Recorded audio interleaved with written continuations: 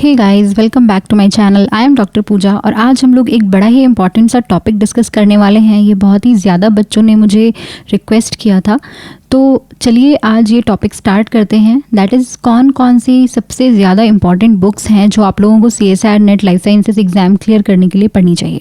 So let's begin with the video.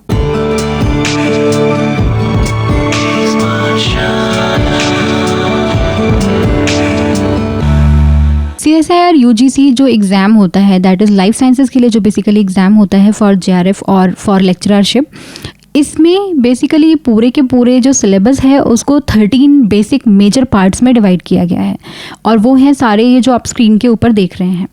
अब इनमें से कुछ तो वो चीज़ें हैं जो सभी ने पढ़नी है और कुछ वो चीज़ें हैं जो आप अपनी कन्वीनियंस के हिसाब से छोड़ सकते हैं। क्लियर? मैं आगे अभी जब बुक्स डिस्कस करूँगी तो मैंने वहाँ पे इकोलॉजी और इवोल्यूशन को कंपाइल कर दिया है, ये दोनों मैंने साथ में ले लिया है, और applied biology and methods in biology इन दोनों को भी मैंने कंपाइल कर दिया है। तो दैट्स वाई मेरे पास थोड़े कम नंबर ऑफ सब्जेक्ट्स यहाँ पे आपको दिखाई देंगे, जैसे कि डाइवर्सिटी एंड लाइफ फॉर्म्स, इसको भी मैंने अलग से नहीं लिया है क्योंकि आई नो आप जो बाकी सब्जेक्ट्स पढ़ते हो और बाकी का सिलेबस देखोगे उसमें ही आपका ये सारा पार्ट कवर हो जाएगा। सो सबसे पहले आप देखो जो टोटल यूनिट्स डिवाइड की है मैंने, वो है basically biochemistry, cell biology, immunology, developmental biology, molecular biology, plant physiology, animal physiology, genetics, ecology and evolution, methods in biology and miscellaneous. Miscellaneous जो वो टर्म है वो बेसिकली वही डाइवर्सिटी इन लाइफ फॉर्म्स और जो चीज़ें छोटी मोटी छूट जाएंगी उनके लिए है, तो उनके लिए बुक्स भी आपको मिसलेनियस ही पढ़नी है। जो मेजर पॉइंट है वो इस पर्टिकुलर वीडियो का ये है कि आपको सभी सब्जेक्ट्स नहीं पढ़ने हैं, आप वो सब्जेक्ट्स पढ़िए जो आपको इजी लगते हैं। सबसे पहले आप वहाँ से शुरू कीजिए। से फॉर एग्जांपल मुझे डेब बायो पसंद है तो मैं डेब बायो से स्टार्ट कर सकती हूँ। अगर आपको इम्यूनोलॉजी पसंद है तो आप इम्यूनोलॉजी से स्टार्ट कर सकते हैं। It's totally up to you, this is going to be your trick कि आप पहले कौन सा सब्जेक्ट अटेम्प्ट करना चाहते हैं। मैं जो हूँ एक जोलॉजिस्ट हूँ, मेरा जो बैकग्राउंड है वो जोलॉजी का है, तो मैं ऑब्वियस है कि मैं प्लांट फिजियोलॉजी में इतना अच्छा नहीं कर पाऊंगी, तो मैं बेटर किस में करूँगी, मैं एनिमल फिजियोलॉजी में बेटर करूँगी। तो मेरे पास ऑफकोर्स ये ऑप्शन है कि मैं इस सब्जेक्ट को इतना ज़्यादा डिटेल में ना पढ़ूं और मैं एनिमल फिजियोलॉजी वाला जो सब्जेक्ट है उसको बेटर तरीके से पढूं। बट इसका ये मतलब नहीं कि आप प्लांट फिजियोलॉजी पूरा छोड़ के जाओगे। उसमें आप जो आपको इंपॉर्टेंट लगता है पॉइंट्स, जो आपको कुछ क्वेश्चंस देखने चाहिए पुराने ईयर्स के, और उन क्वेश्चंस में जो आपको क्वेश्चंस इंपॉर्टेंट लगते हैं उन टॉपिक्स को आप ज़रूर पढ़ के जाइए।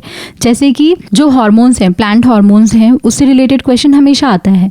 जैसे फोटो पीरियड वाले जो टॉपिक्स हैं उससे रिलेटेड क्वेश्चन हमेशा आता है। ABC मॉडल जो होता है प्लांट्स में, उसका एक क्वेश्चन हमेशा होता है। तो लाइकवाइज आप अपने टॉपिक सेलेक्ट कर सकते हैं और वो सिलेक्टेड टॉपिक्स आप पढ़ के जा सकते हैं। सो सबसे पहले स्टार्ट करते हैं बायोकेमिस्ट्री से।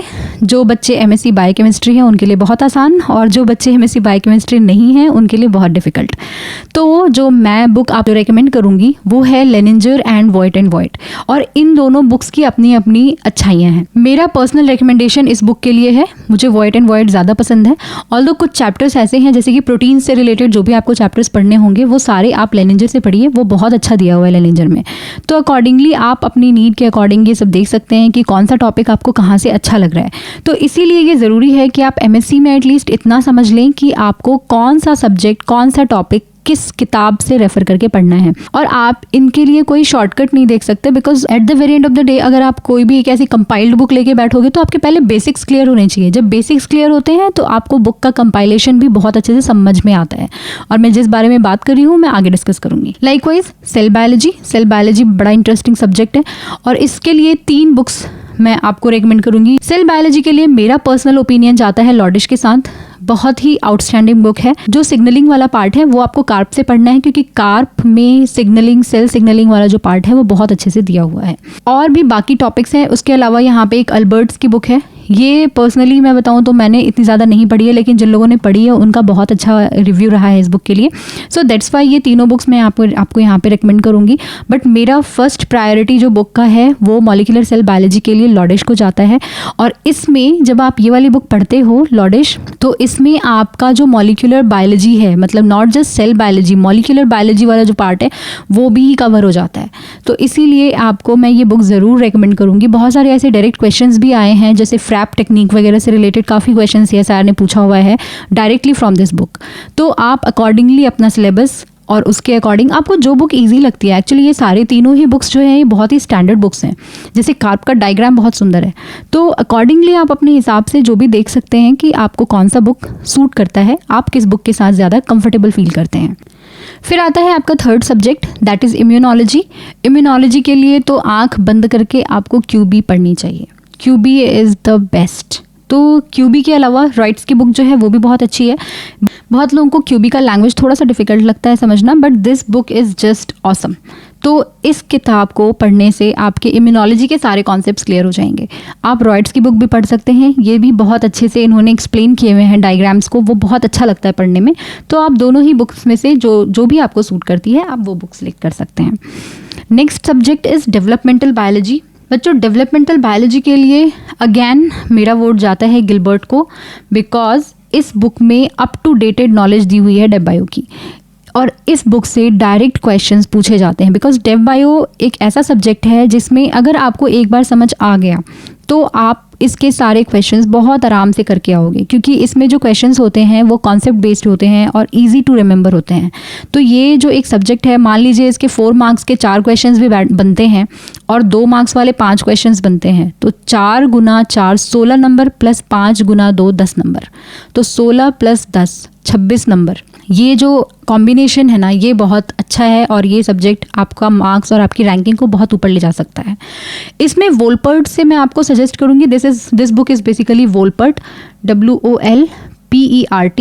इससे आप मेनली क्या पढ़ सकते हैं, इससे आप ड्रोसोफिला जेनेटिक्स मेनली पढ़ सकते हैं। ड्रोसोफिला जेनेटिक्स इसमें बहुत अच्छा दिया हुआ है। फिर आता है मॉलिक्यूलर बायोलॉजी। मॉलिक्यूलर बायोलॉजी के लिए आपके पास 2 ऑप्शंस हैं मेनली। यहाँ पे एक ऑप्शन है आपके पास वॉटसन का और दूसरा ऑप्शन है आपके पास ल्यूइन का। तो ये दोनों बुक्स जो हैं ये बहुत अच्छी बुक हैं। इनके लिए मॉलिक्यूलर बायोलॉजी के लिए आप वॉटसन पढ़िए और आप ये भी पढ़ सकते हैं। इसमें ये दोनों बुक्स बहुत ही अच्छी हैं और आपको जो भी बुक अच्छी लगे आप उससे उस सब्जेक्ट को कवर कर सकते हैं। जैसे मॉलिक्यूलर बायोलॉजी में आपको मेनली DNA का रेप्लिकेशन, ट्रांसक्रिप्शन, ट्रांसलेशन, उसके जो भी फैक्टर्स हैं, प्रोमोटर्स हैं, ऑपरेटर्स हैं, वो याद रखने हैं। फिर आती है प्लांट फिजियोलॉजी। देखो, मेरा प्लांट फिजियोलॉजी मेरा बहुत अच्छा नहीं था, बट मैं इसके लिए आपको टाइज एंड जिगर की बुक रेकमेंड करूंगी, और यहाँ पे एक हॉपकिंस की भी बुक आती है। ये दोनों ही बुक मुझे मेरे बॉटनी के फ्रेंड्स ने सजेस्ट की थी। तो ये जो बुक है ये बड़ी अच्छी बुक है, टाइज एंड जिगर की। इसमें सारा जो प्लांट फिजियोलॉजी के क्वेश्चंस आप पहले देख लो और उसके अकॉर्डिंग आप उसमें से चैप्टर्स पढ़ लो। जैसे कि कोई क्वेश्चन है, आप पहले उस क्वेश्चन को देखो और उसके अकॉर्डिंग फिर आप आगे बढ़ो और अपने पसंद का जो भी टॉपिक आपको लगता है कि आप कर सकते हो बिना ज़्यादा स्ट्रेस लिए, वो टॉपिक्स आप इसमें से कवर कर लो। सारा नहीं पढ़ने की ज़रूरत प्लांट फिजियोलॉजी। अगर आप स्पेसिफिकली जूलॉजी या फिर ऐसे किसी सब्जेक्ट से हैं जिसका प्लांट से लेना देना थोड़ा कम है, मैं रिकमेंड नहीं करती, but otherwise it's totally your choice. आप प्लांट फिजियो भी काफ़ी इजी ही आता है, तो आप वो भी पढ़ के अच्छे मार्क्स ला सकते हो। उसके बाद आती है एनिमल फिजियोलॉजी। एनिमल फिजियोलॉजी में Tortora is one of my favourites, उसके अलावा गाइटन है और वेंडर है। तो ये जो तीनों बुक्स हैं बहुत ही सुंदर बुक्स हैं। आपको जो मर्जी वो किताब पढ़ लो, इतने अच्छे से फिजियोलॉजी समझ आएगी, आप दोबारा कभी भूलोगे नहीं। तो these 3 books are just outstanding books. इनमें से आप पढ़ लो जो भी आपको सूट करती है। फिर आता है जेनेटिक्स। अब जेनेटिक्स के लिए क्या पढ़ें? बेंजामिन पियर्स की एक बुक है, एक है रसेल की बुक और एक है आपके पास नस्टर्ड। तो बेसिकली जेनेटिक्स जो है वो अलग अलग बुक से मैंने अलग अलग टॉपिक्स पढ़े हुए हैं। जैसे कि रसेल जो है उसमें हमारे पास जो पॉपुलेशन जेनेटिक्स है वो सारी चीज़ें काफ़ी अच्छी दी हुई हैं। बेंजामिन में जो बेसिक कॉन्सेप्ट्स ऑफ जेनेटिक्स हैं, जैसे काफ़ी सारे क्वेश्चंस आते हैं, वो अच्छा दिया हुआ है। जैसे कि 2.3 पॉइंट वाले जो टेस्ट क्रॉस दिए हुए होते हैं वो सारे आपको नस्टर्ड वाली जो बुक है उससे मिल जाते हैं। तो बट मैं ये नहीं कहती कि आप सारी सब्जेक्ट्स जो हैं वो अलग अलग बुक से पढ़ो। It's totally up to you. अगर आप किसी एक बुक को कंसिडर करना चाहते हो तो you should go with this is just awesome. फिर आता है इकोलॉजी। इकोलॉजी एंड इवोल्यूशन मैंने कंपाइल करके ले लिया है। यहाँ पे मैंने 3 बुक्स दिखाई हैं आपको। एक तो ये इवोल्यूशन की बुक है, दैट इज़ मार्क रेडली की बुक है। इस बुक में एग्जाम्पल वाइज इवोल्यूशनरी एस्पेक्ट बहुत अच्छे से दिया हुआ है और ये बुक से आपका इवोल्यूशन का कॉन्सेप्ट क्लियर हो जाएगा। स्मिथ जो बुक है, इससे आपकी पॉपुलेशन इकोलॉजी स्ट्रांग हो जाएगी। अगर आपको जनरल इकोलॉजी पढ़नी है तो उसके लिए आपको ओडम पढ़ना पड़ेगा, ODUM। ओडम भी एक अलग सी बुक है, वो भी बहुत अच्छी बुक है। और उसके अलावा अगर आपको एनिमल बिहेवियर का पढ़ना है उसमें पार्ट, क्योंकि जो इकोलॉजी और इवोल्यूशन है उसमें काफ़ी सारा पार्ट एनिमल बिहेवियर से भी है, तो उसके लिए आपको मैनिंग की बुक पढ़नी चाहिए। तो ये तीनों बुक्स मैं रेकमेंड करती हूँ फॉर दिस। एंड इसके अलावा आप एक बुक और पढ़ सकते हैं। आप लोगों को हो सकता है ये काफ़ी रिडिकुलस लगे, बट ये बहुत ही इंपॉर्टेंट है बच्चों की। आपको अगर इकोलॉजी और इवोल्यूशन के कॉन्सेप्ट्स क्लियर करने हैं या क्वेश्चन सॉल्व करने हैं इजीली, तो आपको बहुत ही इजी सा एक बुक पढ़ना है, और वो है 11th-12th की एनसीईआरटी। वो जो पुरानी वाली एनसीईआरटी थी, जो 2006 से पहले आती थी, जो अभी आती है वो वाली नहीं, उससे पहले वाली जो एनसीईआरटी थी वो बहुत ही उम्दा एनसीईआरटी है। उसकी कॉपीज आपको शायद मिल जाती होंगी मार्केट में, क्योंकि उसकी ओरिजिनल कॉपी मिलना बहुत मुश्किल होती है, क्योंकि जो यूपीएससी के लिए प्रिपेयर करते हैं बच्चे, वो लोग भी वही वाली एनसीईआरटी कंसिडर करते हैं। तो वो जो एनसीईआरटी है वो आपको ऐसी शॉप्स पे मिलेंगी, या उसकी फोटोकॉपी ऐसी शॉप्स पे मिलेंगी जहाँ पे यूपीएससी के बुक्स मिलती हैं। तो आप वहाँ जाइए, पुरानी एनसीईआरटी मांगिए, पुरानी एनसीईआरटी से इकोलॉजी इवोल्यूशन सिर्फ जेरोक्स करवाइए, एंड दैट्स इट। फिर आता है मेथड्स इन बायोलॉजी। मेथड्स का मतलब हो गया यहाँ पे टेक्निक्स से लेना देना है। तो टेक्निक्स के लिए I recommend Wilson and walker. Plus अगर आपको जीन क्लोनिंग और डीएनए एनालिसिस से रिलेटेड टॉपिक्स पढ़ने हैं तो आप उसके लिए टीए ब्राउन पढ़ सकते हैं। इसके अलावा प्रिमरोज की एक बुक आती है, तो आप प्रिमरोज भी पढ़ सकते हैं, टीए ब्राउन भी पढ़ सकते हैं, और Wilson and walker is my favourite. तो आप इनमें से कोई भी बुक कंसिडर कर सकते हैं। प्लस ये मेथड्स एंड टेक्नोलॉजी जो होती हैं वो ज़रूरी नहीं कि आप किसी न किसी ऐसी टेक्निक की स्पेसिफिक बुक से पढ़ें, क्योंकि जितनी भी लॉडिश हो गई, बेंजामिन हो गई, लुइन हो गई, इनमें भी ये सारी टेक्निक्स दी हुई होती हैं, और इसके एग्जाम्पल्स, इसके क्वेश्चन सब कुछ वहाँ दिया होता है। तो आप चाहें तो वहाँ से भी आप पढ़ के अपने कॉन्सेप्ट को क्लियर कर सकते हैं। फिर यहाँ पे मिसलेनियस टॉपिक्स हैं, तो बेसिकली आप जितनी चीज़ें पढ़ेंगे तो उसके साथ साथ आपका ये भी कवर हो ही जाता है। डाइवर्सिटी इन लाइफ फॉर्म्स के लिए मैं पाथफाइंडर रेकमेंड करूँगी, क्योंकि पाथफाइंडर में वो सारे टॉपिक्स बहुत अच्छे से दिए हुए हैं, उससे ज़्यादा पढ़ने की ज़रूरत भी नहीं होती। जैसे कि किस किस टाइप के टॉक्सिन्स होते हैं, किस किस टाइप के जो डिजीज़ेज़ हैं वो कौन से बैक्टीरिया बॉर्न है या वायरस बॉर्न है या फिर फंगल है, तो ये सारी जो डिजीज़ेज़ हैं और ये इस टाइप का जो क्वेश्चन्स हैं वो आप आराम से पढ़ के यहाँ डाइवर्सिटी इन लाइफ फॉर्म्स वाला जो टॉपिक है, उसके अलावा जो बाकी ऐसे प्रोकैरियोटिक, यूकैरियोटिक वाले जो टॉपिक्स आते हैं, वो सारा टॉपिक आप ये जो पाथफाइंडर की बुक है इनसे आप कवर कर सकते हो। और प्लस एनसीईआरटी बायोलॉजी की 11th-12th की, जैसे कि मैंने आपको पहले बताया था, ये जो एमसीक्यू सॉल्विंग बुक्स हैं, तो ये कैटलिस्ट रूपेंद्र सिंह की बुक है। ये काफ़ी पुरानी बुक है, मतलब हर बार ये नए क्वेश्चंस के साथ नई एडिशन में आती है। और उसके साथ आता है यहाँ पे एक जो ये पाथफाइंडर की बुक है, पाथफाइंडर का ही यहाँ पे टेस्ट एंड इवैल्यूएशन करके एक बुक आती है, और उसकी एमसीक्यू की अलग क्वेश्चन बुक आती है।